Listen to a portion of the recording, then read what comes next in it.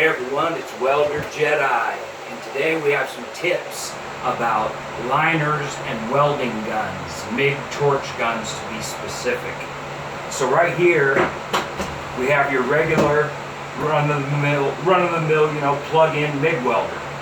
Okay, this will run 023, 035, and flex core or hardwire. But today we're going to be focusing on the actual whip, is what I call it at work. But it's the MIG gun assembly right here. And usually if you open your door, there'll be a wing nut or a screw. And what you can do is you can take this out. That will come out. And that's what we're going to be working on today. We'll get this out of the way.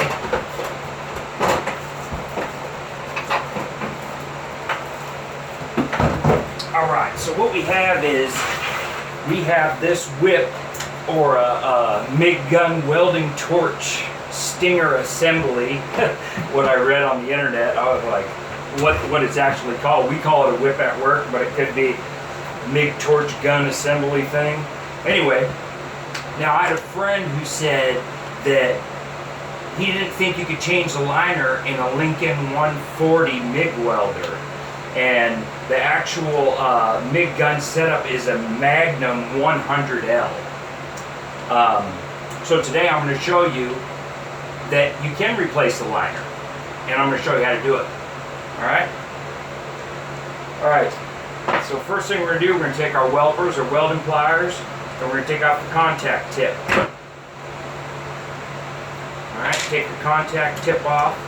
Now, on these guns right here, there's a little, it's a little round thing. We'll call it the round thing. And what you got to do is you got to turn it so they align. You can see it if you look down in there, and it pops off. So there you go, and that one pops off. Now, you can take your gun cover assembly apart. So there's your switch. Alright, now the thing that people have problems is when they take it out, the liner, the gooseneck right here, it gets caught in there. So I'm going to show you how to get past that. Alright, you're dropping everything. Okay, so there's this clip you got to take off right here. Alright, pop that baby off.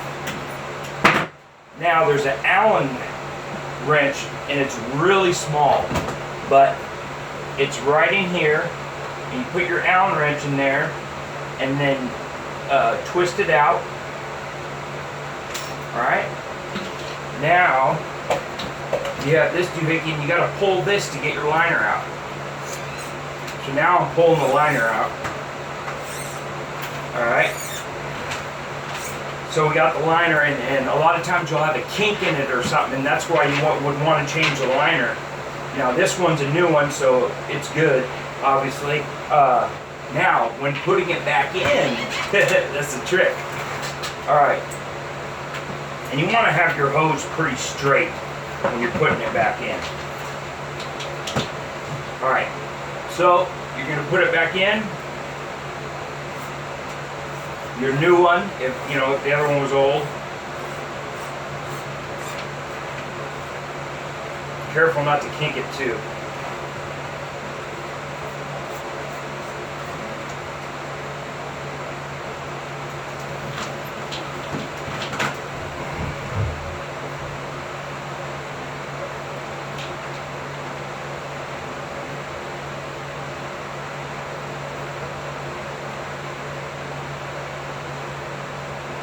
Okay, it got caught at the gooseneck, and this is where people have the problem. So all you need is your wrench. Right here I'm using a 13.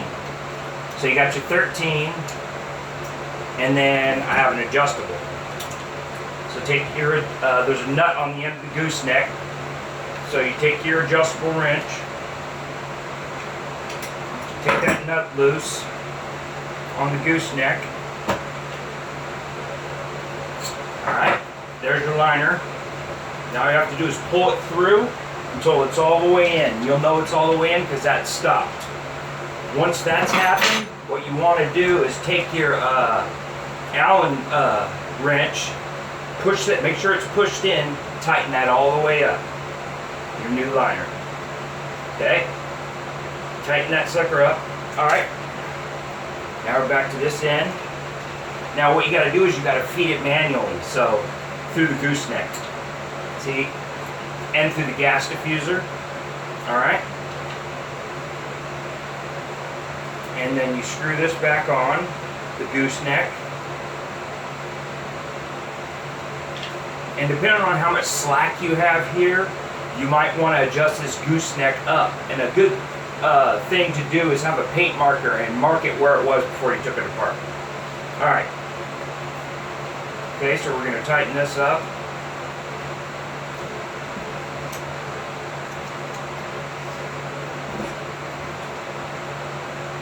Alright. Got that tight. Now we're going to put the switch housing back on. It's a little tricky sometimes, but it's not all that hard. Just make sure you get it in there right, and it'll go down. All right.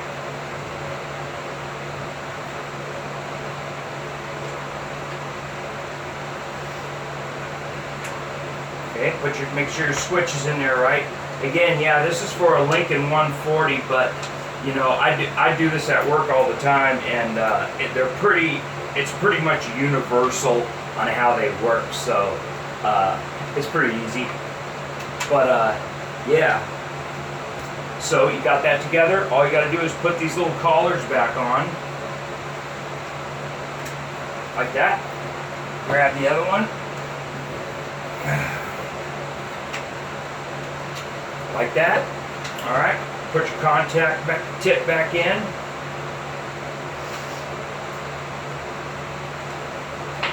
Just a little bit more.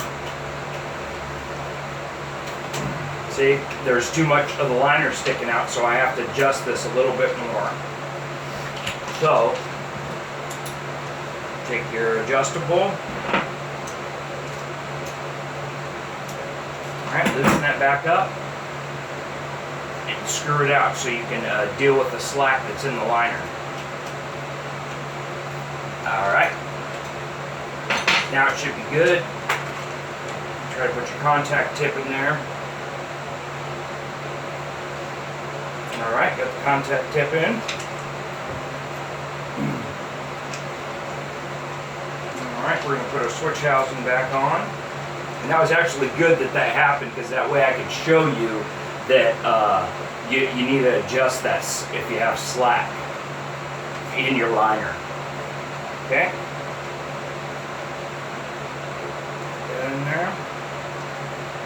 Get your other piece, the other half. Get your switch. Switch in there.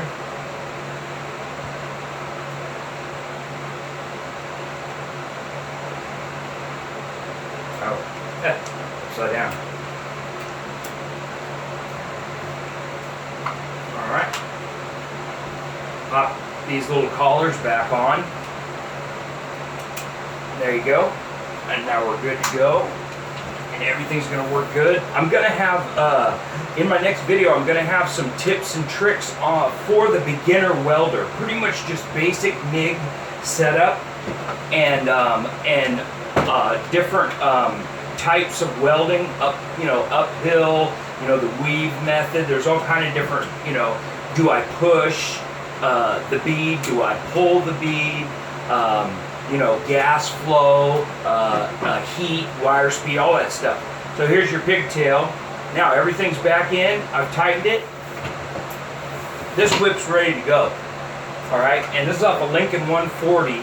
And once you do everything that I put in the video, you can do this cheaply. And the liners are real cheap. So anyway, so I just have two facts before I leave about welding. I like to say a little something about metal or welding. And one thing is californium 252. And it's a metal. And 1 gram of this metal is $6.5 million.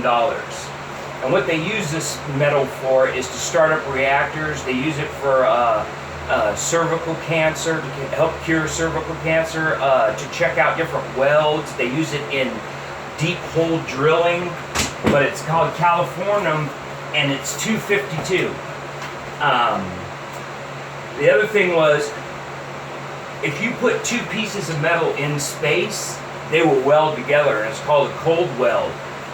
Because there's no oxygen, when the oxygen on Earth, it makes a layer between the two metals and puts a scale on it, and they will not be able to fuse. But in space, if you had two pieces of carbon steel next to each other, they would weld together. Anyway, that's it for today, and I'll hit you back on the flip side. This is Welder Jedi. Peace.